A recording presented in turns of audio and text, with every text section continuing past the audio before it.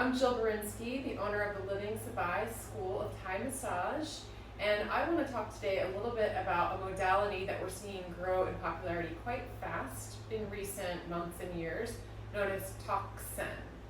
So Tok Sen it's kind of lumped in with Thai massage, although its roots lie outside what we know as traditional Thai massage, but we're seeing it today within the context of Thai massage. So Tok Sen literally means in the Thai language, tok, to tap, along the sen, and the sen in Thai language means like string or trench, but in the Thai medicine model it's known as the energy line. The energy lines in Thai medicine are known as the sen lines. So tapping along the sen lines to release blocks, energetic blocks, physical blocks, and release tension. So again, Tok Sen is not part of Thai massage. It actually existed originally in what's known as the Lana Kingdom, which is composed of northern Thailand and parts of Burma, now known as Myanmar. So it's part of this Lana folk healing tradition where traditional healers would use the wooden Tok Sen to perform healing treatments with their patients. As Thai massage has gotten more and more popular, and you can find it around almost every country around the globe, Tok Sen has now started to follow along with it. So many people think that Tok Sen is a form of Thai massage, but it's really its own special little subset. So what is Tok Sen? So Tok Sen is basically using a hammer and a limb. So now let's take a look at the actual tools themselves. So the Tok Sen set consists of at least two pieces. The first piece is known as the kon, or the hammer, and the second piece is known as the limb, or the chisel. And you can see here there's many different variations of the kon and limb, and this is the most basic variation here. Now all of these kon and limb sets are made of wood, and that's really a big part of northern Thai medicine. There's many different types of massage tools, all made of wood.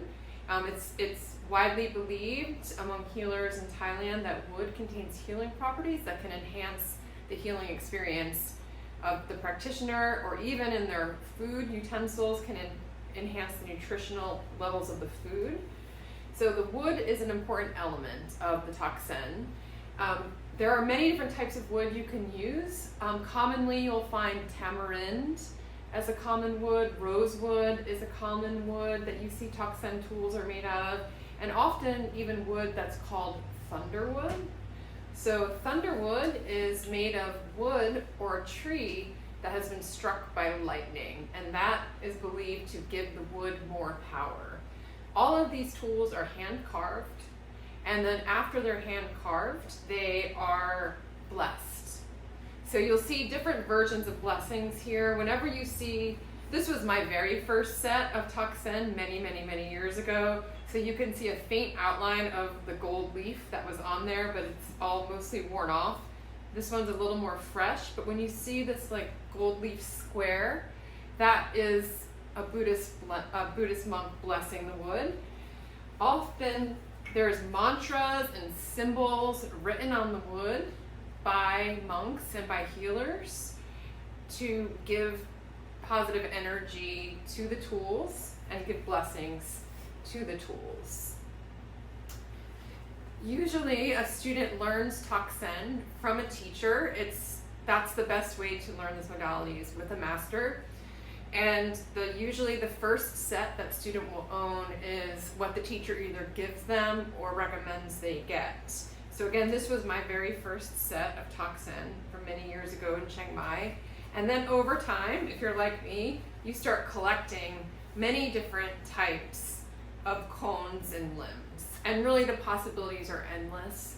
And I like to liken it to like tuning forks, where each one of these Tok Sens have their own density, their own feeling and vibration. And as you start to learn your tools, you know which tool to pull out for which part of the body, for which block, etc. So let's just take a look at some of the different tools that we have here.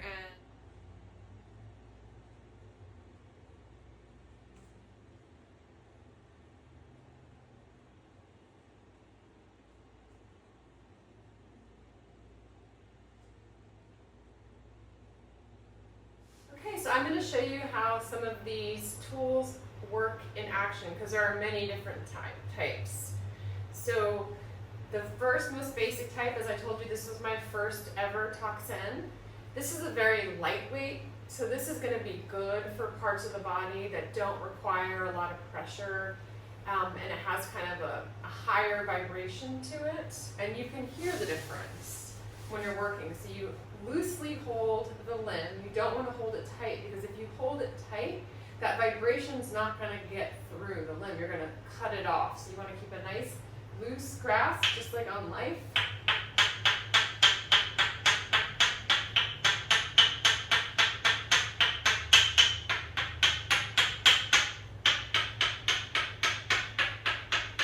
And then just tap along. And there are different theories about how many times you tap. Some people say you always tap in groups of 3.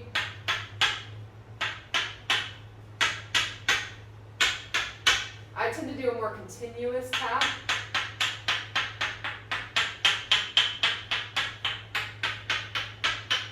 Which kind of just brings the vibration in a continuous stream. Those nuances are more covered in like an in-person class. We also have these types. These are really great because they can hit 2 lines at once. So this one's going to be more rounded and dense. This one's going to be lighter and more specific. So we'll take this limb and we'll take this cone, and we can do on either side of the spine here.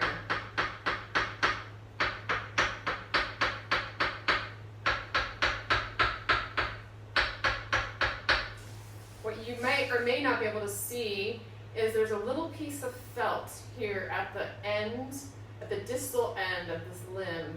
And the purpose of that is to change the sound and change the vibration. Again, the possibilities are endless with the different densities, vibrations, etc. You might even see ones like this that actually have rubber, or the modern Tok Sen, like a rubber mallet. So this is going to be a very different vibration too, but the rubber in this case is on the cone, not on the limb. So you can choose which size, shape, limb you want, even something really broad like that. And again, you're going to get a different quality.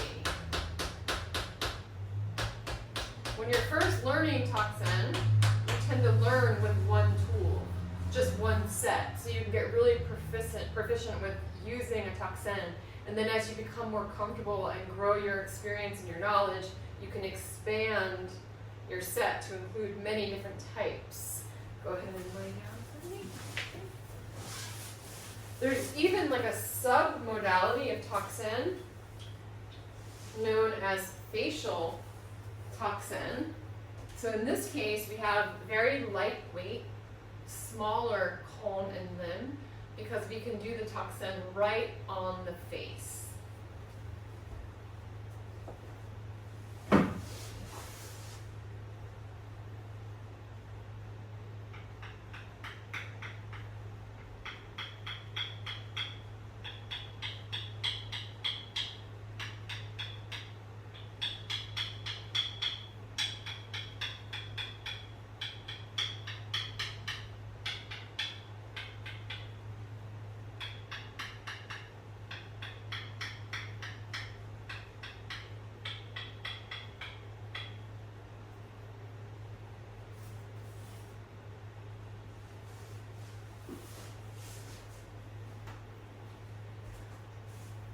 We can also do Tok Sen up and down the sternum very lightly with a lighter Tok Sen. We can work down the inside channels of the arm and into the hands, which is a very nice way to work.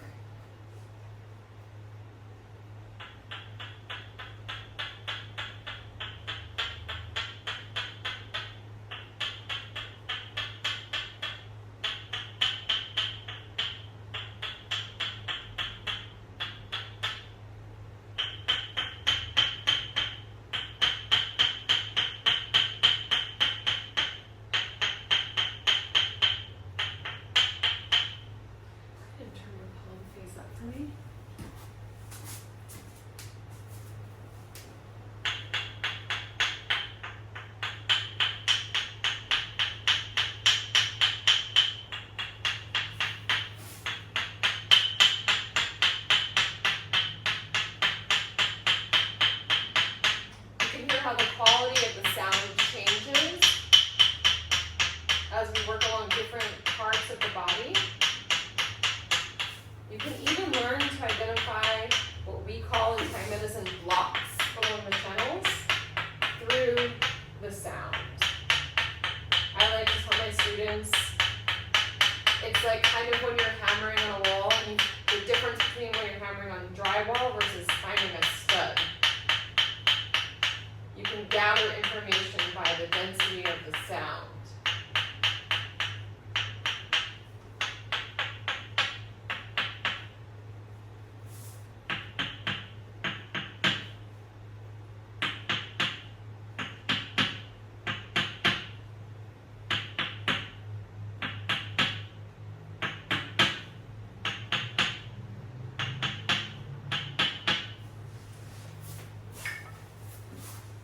So that's just a little sample into the world of Tok Sen. It's a really beautiful modality, and it's also very gentle and very energetic. I think you can look at a bunch of wooden hammers and be intimidated and feel like it's really intense. One of the reasons that this particular modality is experiencing such growth right now is because of its effectiveness working with populations that can't otherwise receive massage. So geriatric populations, people that are disabled, injured, paralyzed. These are all populations that can experience profound effects without strong manual therapy. If you're interested in learning more about Tok Sen, find yourself a class or a teacher. We offer in-person classes through livingsabai.com, and there's many great teachers and resources out there. So thank you very much. Khop khun kha.